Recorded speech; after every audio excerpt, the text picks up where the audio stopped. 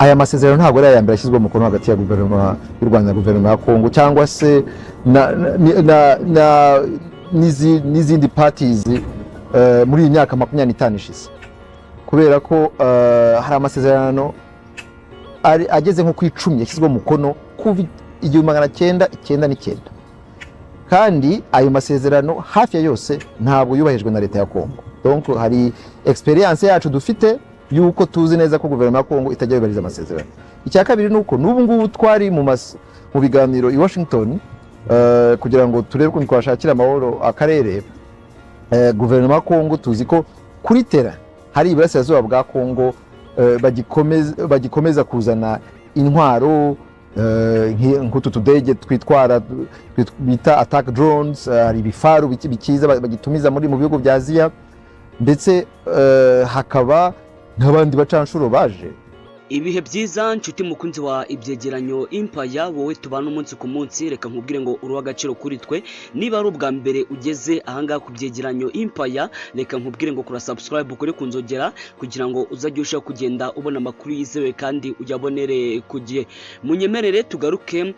ku makuru akomeje kugenda avugwa ahangaha mu karere hagati ya leta y'u Rwanda ndetse na leta ya Repubulika Demokarasi ya Kongo. Ngira ngo nk'ibisanzwe murabizi neza ko ahangaha ku byegeranyo Empire tugenda tubagezaho amakuru agiye atandukanye, haba aya politike, imyidagaduro, showbiz ndetse imikino na gospel. Munyemere rero tugaruke ku kibazo n'umundi gikomeje kuvugwa hagati ya leta y'u Rwanda ndetse na leta ya Repubulika Demokarasi ya Kongo. Ngira ngo imyaka ibaye irenga 30 hagati ya leta y'u Rwanda na leta ya Kongo. Mu by'ukuri ibi bihugu byombi bidacana uwaka, ni ukuvuga ngo bihorana ibibazo by'amakimbirane, ndetse dore ko leta ya Kongo yagiye inavuga ko umutwe wa M23 ngo uterwa inkunga n'igihugu cy'u Rwanda, ndetse ubutegetsi bwa Kinshasa, ubwo ndavuga ngo buyobowe na Felix Antoine Tshisekedi, bo bajyaga bavuga ko n'ubundi uyu mutwe wa M23 ukomeje gutera impagarara mu burasirazuba bwa Repubulika Demokarasi ya Kongo, by'umwihariko mu ntara ya Kivu y'Amajyaruguru ndetse na Kivu y'Amajyepfo, dore ko uduce twose hafi ya twose tubarizwa mu burasirazuba bwa Repubulika Demokarasi ya Kongo twamaze kwigarurira n'uyu mutwe wa M23, ndetse n'imwe mu mijyi ikomeye iri muri utu duce, ndavuga umujyi wa Goma, ndavuga umujyi wa Bukavu. Iyi mijyi nayo rwose kugeza kuri uyu munota ikontororwa n'uyu mugwe cyangwa se n'uyu mutwe wa M23. Rero abari ku butegetsi bwa Kinshasa, ndavuga ubwo abayobowe na Felix Antoine Tshisekedi, bakajya bavuga ko mu by'ukuri uyu mutwe wa M23 ngari igisirikare cy'u Rwanda, ngahubwo cyitwikiriye izina kikita M23 nuko bikomeza kugenda bivugwa muri Repubulika Demokarasi ya Kongo. Munyemerere noneho dusimbukire i Washington muri Leta Zunze Ubumwe za Amerika. Ni mu biganiro bidasanzwe byahuje ba ministre b'ububanyi n'amahanga, ndavuga minister w'ububanyi n'amahanga w'u Rwanda yitwa Olivier Nduhungirehe, ndetse na minister w'ububanyi n'amahanga wa Repubulika Demokarasi ya Kongo, ndetse bahuzwa n'intumwa ikomeye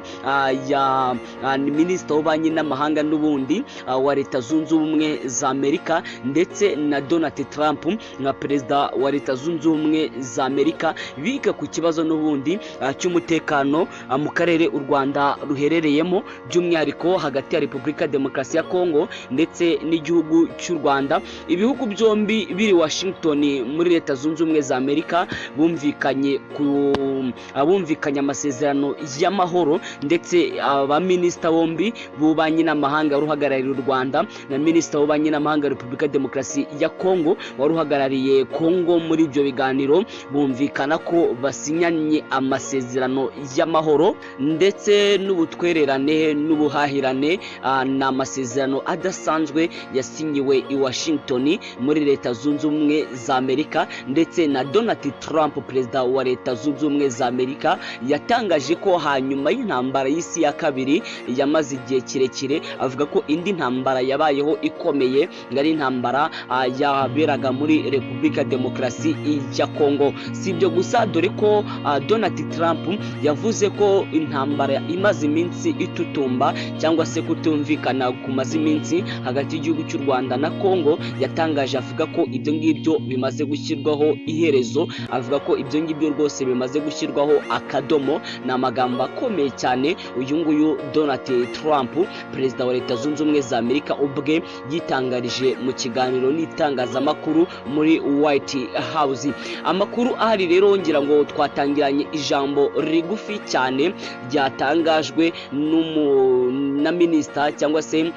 na minisitiri w'ububanyi n'amahanga w'u Rwanda Olivier Nduhungirehe, n'ubundi avuga ku masezerano y'i Washington, dore ko we yavuze ko amasezerano basinye na Repubulika Demokarasi ya Kongo katizeye ikizavamo, cyane ko nubwo bavuye gusinya amasezerano Repubulika Demokarasi ya Kongo igitaraganya yahise imanura abacancuro muri Repubulika Demokarasi ya Kongo, ndetse ashimangira ko aba bacancuro abamaze kugera ahangaha muri Kongo ari ikimenyetso kidashidikanywaho kigaragaza neza ko ibyo bumvikanye i Washington nta kintu kirambye kizavamo, dore ko bumvikanye ko bagomba gufatanya mu gucunga umutekano w'ibihugu byombi, ndavuga umutekano w'igihugu cy'u Rwanda ndetse n'umutekano w'igihugu cya Repubulika Demokarasi ya Kongo. Ariko amakuru ahari avuga ko Repubulika Demokarasi ya Kongo iyobowe na Felix Antoine Tshisekedi bamaze kumanura abacancuro, ni abacancuro guturuka muri Colombia. Aba bacancuro rero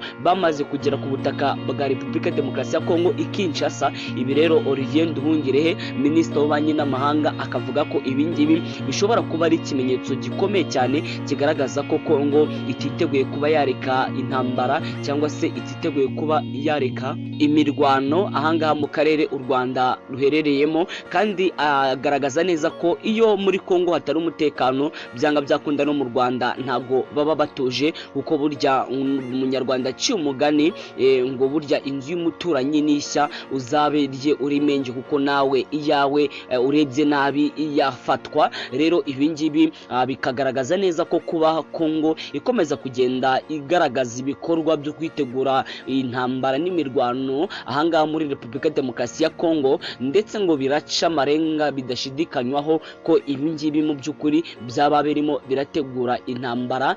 kandi ibi intambara mu gihe icyo cyose muri Kongo haba intambara byateza umutekano muke mu karere u Rwanda ruherereyemo. Inshuti bakunzi ba Ibyegeranyo Empire, reka mbashimire mwe tubana umunsi ku munsi. Reka nkubwire ngo wowe wakoze subscribe uri agaciro kuri twe, nawe utarakora subscribe ukora subscribe ukore kunzogera kugira ngo uzajye usha kugenda ubona amakuru yizewe kandi uyabonere ku gihe. Ndagushimiye cyane.